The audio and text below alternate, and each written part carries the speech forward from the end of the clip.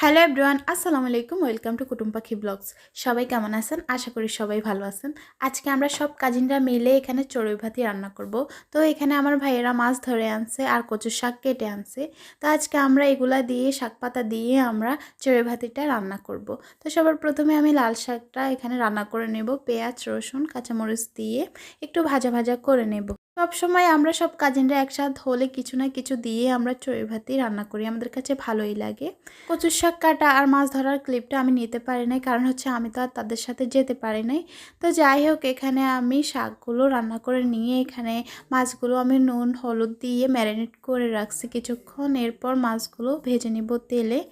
যাদের মাছ ভেঙে যায় মাছ ভাজতে গেলে, তারা তেলে হালকা লবণ দিয়ে প্রথমে একটু নেড়ে নেবেন, তারপর হচ্ছে মাছগুলো দিবেন। দেখবেন খুব সুন্দর করে মাছগুলো ভাজা ভাজা হয়ে যাবে আর ভাঙবে না।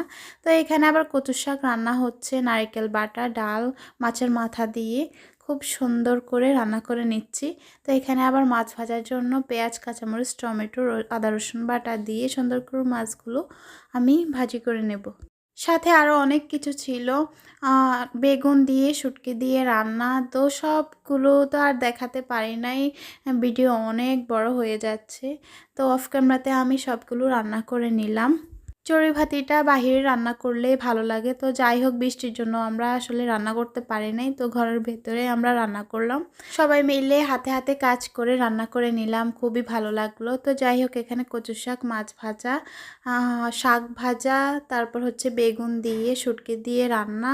তো এবার খাওয়ার পালা, এখানে সবাই মিলে খাচ্ছিল, খুবই ভালো লাগছিল। তো সবাই আমার পেজটা ফলো লাইক শেয়ার করে পাশে থাকবেন, আমার ইউটিউব চ্যানেলটা সাবস্ক্রাইব করে দিবেন। Thank you for watching my videos.